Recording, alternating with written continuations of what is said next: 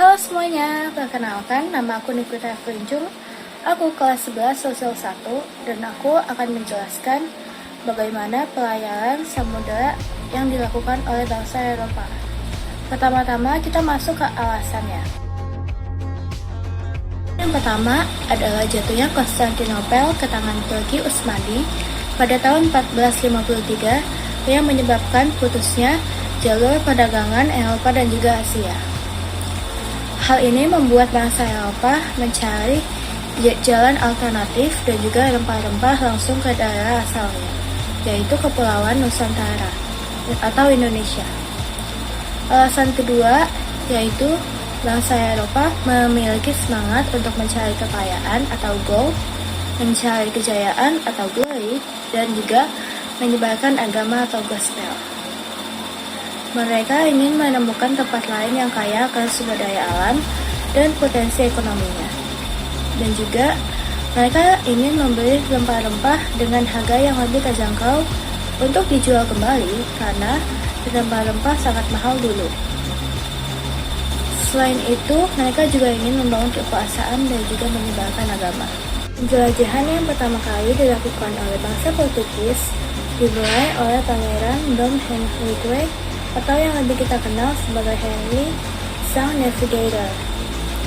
Ia melihat pedagang Arab yang memperdagangkan emas, lalu ia memutuskan untuk menjelajahi pantai barat Afrika untuk menemukan daerah produksi emas.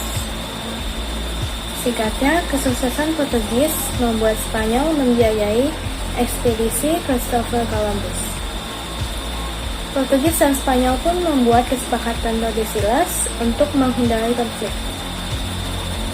Ekspedisi ini kemudian dilanjutkan oleh Vasco da Gama yang sampai di Kali Kut India. Penjelajahan Spanyol dilanjutkan oleh Ferdinand Magellan yang pertama kali mengelilingi dunia. Ferdinand Magellan bersama Sebastian Elcano juga mereka mengambil jalan melalui barat daya melintasi Samudra Atlantik sampai ke ujung selatan yang akhirnya sampai di Pulau Goa. Namun, ia tidak bisa melanjutkan perjalanannya lagi karena ia meninggal akibat konflik dengan suku setempat. Ekspedisi Magellan bukan hanya perjalanan mencari rempah-rempah, tetapi juga perjalanan yang membuktikan bagaimana kehebatan navigasi dan keberanian para pelaut, serta itu juga mengubah pemahaman manusia tentang dunia. Setelah kematian Magellan di Filipina, Sebastian Elcano mengambil alih komando dan menyelesaikan pelayaran kembali ke Spanyol, yang dimana itu menjadikan dia kapten pertama yang menyelesaikan pelayaran keliling dunia. Ternyata penjelajahan samudera ini membawa dampak yang luas dan juga beragam loh, yaitu kolonialisme dan juga imperialisme.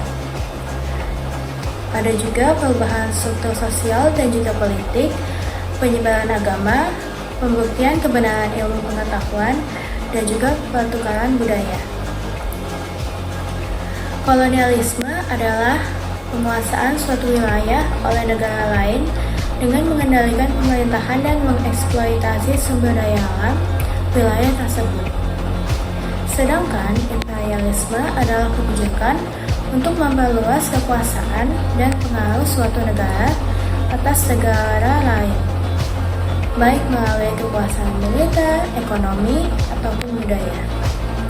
Sekian penjelasan saya mengenai penjelajahan samudera oleh bangsa Eropa.